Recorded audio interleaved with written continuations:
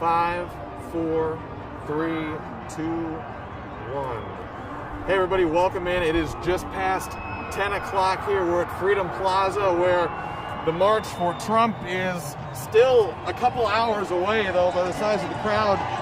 You could be forgiven if you thought it was starting pretty soon here. Just as we came on live here, crowd's getting pretty loud. This is a big turn from where it was just a few hours earlier. We got out here early this morning. This plaza, Freedom Plaza, was empty. Now, it's hard to put an estimate on it, but it sure sounds like at least 1,000 demonstrators out here. Something's down below us on the street here. We can't quite see it. The crowd's pretty fired up about it. A couple of people are running on the street. Let's see what comes out here if you can see it.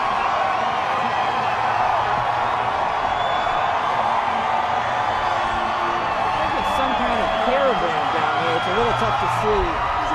But that's the second sort of use of this street down here by Freedom Plaza. The first were a couple really big 2020 flags that came out, and now, there you go. Dave, can we see this at all? Yeah, we can. Hang on. Okay. The crowd's still moving down this way, following this caravan. And this crowd has gotten bigger and bigger over the past few hours. It's still growing, and there's still about 2 hours before the event itself is scheduled to start, before this march is scheduled to start. It looks almost like I'm seeing two black cruisers that might be maybe, yeah, it looks like a Secret Service car, so it might be. Yeah, take a look. You can see them now coming around the corner. It does look like some kind of law enforcement, maybe Secret Service work. I don't want to speculate. The president did tweet that he might be showing up here today. Obviously, that's not confirmed by any means, but it does look like we're seeing some kind of pretty heavy law enforcement presence. Looks like Secret Service. Let's pay close attention here. Let's see who gets out of these vehicles. Crowd obviously very excited. Right up against the road here. Sitting really close to what looks like a motorcade.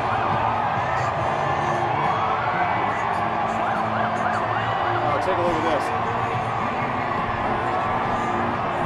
Easily over a dozen law enforcement vehicles out here. A lot of these blacked out SUVs with lights on. It sure looks like I think it is him waving. It looks like a motorcade. Do you see him, Dave? I believe it's him, yeah. Yeah, it looks like him waving. Right in the second car in. That's Dave Scarnato. He's behind the lens, behind the camera here. He's got a closer look, looking through the viewfinder. He's seeing what you all are seeing. That is him. There it is. That's President Trump. It does look like him.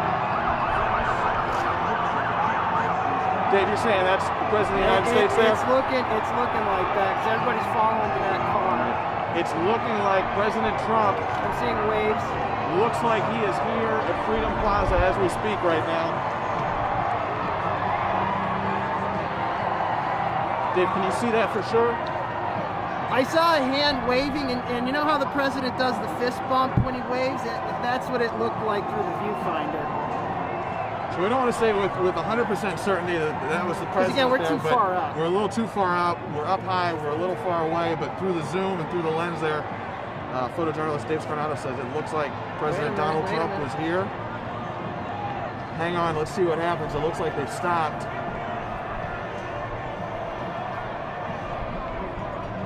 All right, the motorcade's moving along again here. Again, the president did tweet that he may at this event. The size of this motorcade and what we saw, what Dave saw, what you all saw through that zoomed in shot suggests that that may well have been President Trump doing a lap around Freedom Plaza here just about 2 hours before the March for Trump is set to start. Departing from Freedom Plaza and heading to the Supreme Court. You look at that motorcade making the turn now. The last of it is starting to clear the plaza here. Crowd is starting to move back to the core of the plaza. People still very excited, really fired up after seeing that. That was a big surprise.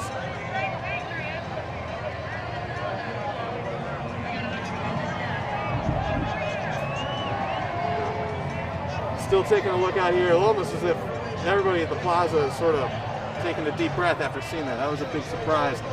Let's talk about what the rest of the day is going to look like now. A lot of road closures downtown DC. If you're planning to drive, avoid downtown. You see this crowd, there are a lot of folks here. It's still about 2 hours before the march is set to start. And these marchers are going to move from Freedom Plaza, where they are now, to the Supreme Court. That's the plan, at least. That's the planned route. So many, many roads closed off down here. If you're driving, avoid downtown. Again, what we saw out here this morning was not this. Early in the morning hours, we've been here since about 5 in the morning. Freedom Plaza was empty. Now a very different story. The plaza's filling up. In all likelihood, we just saw, it certainly appears, a drive-by sort of wave from the motorcade, where President Donald Trump greeting his supporters out here, showing them his support in return. A lot of excitement on the ground here, even from up high where we are now. The crowd is loud, you can hear them, you can hear the music. A lot of enthusiasm. A lot of vendors out here as well. They've been here since the early morning. Lots of Trump flags, lots of Make America Great Again flags. And you can see this crowd, they're excited. It's good weather out here, and the folks we talked to this morning and yesterday, and we've heard from throughout the week, they were making the claim that ballots this year in the presidential election were not counted properly. That claim has been widely disputed by election officials in a number of battleground states across the country, including by Republican election officials. Nonetheless, a lot of people out here today still don't believe it. One person we talked to, one of the organizers for this march, the executive director of Women for America First, said that she is putting her faith in the court system. She wants to see the legal challenges that the president's campaign, the president's camp have filed. She wants to see them work their way through the court. Those challenges are challenging the results of the election. The executive director did say that if these challenges are thrown out, she'll accept the results, but she's waiting, and speaking for this group, she says a lot of people are waiting to see what happens with these legal challenges. Now, if you're just joining us again, let's recap what we're looking at here. We are at Freedom Plaza now. We've got a bird's eye view of this crowd that has been steadily growing throughout the morning. 5, 6 a.m. this morning, this place was desolate, totally empty.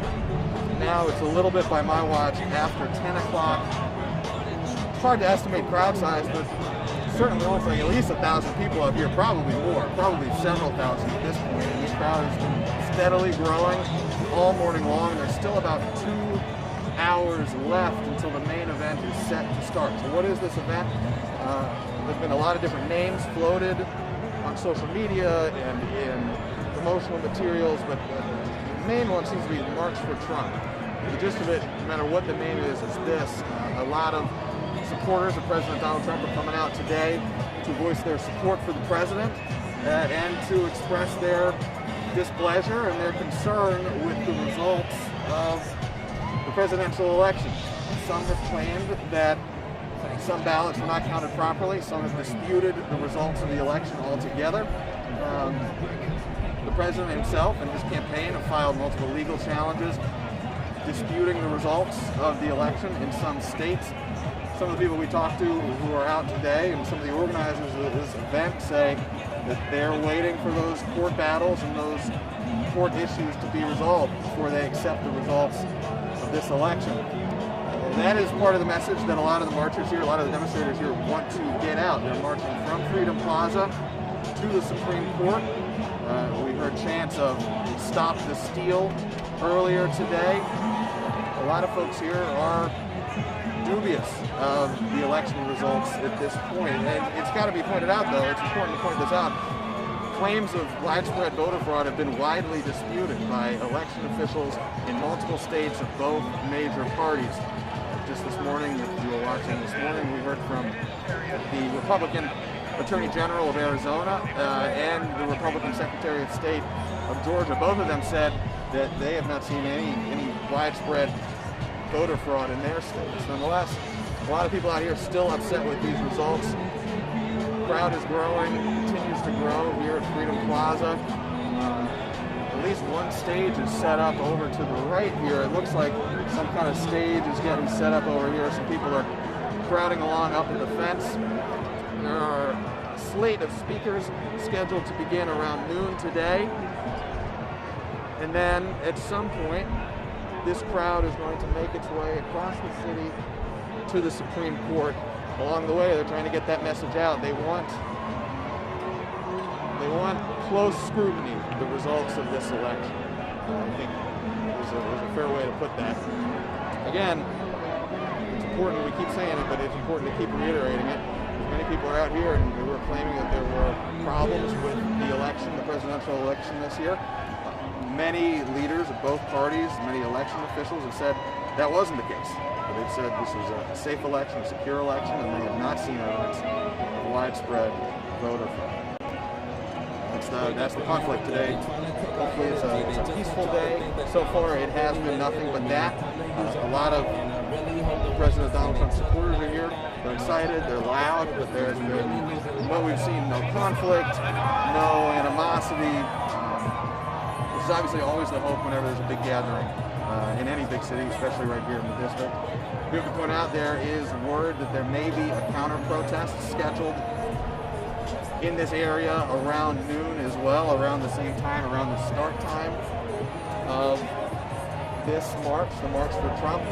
We're going to see how that plays out. Obviously, hope for the best. Hope that there's nothing that you wouldn't hope will come out of that. Let's recap one more time what we're seeing up here. If you're just tuning in, I know we're live on Facebook right now. We're at Freedom Plaza. It's just after 10 o'clock, I think 10:15 by my watch. And this crowd of supporters of President Donald Trump has been growing all morning. Easily well over 1,000 people, probably several thousand people out here at this point. They're here to voice their support for the president.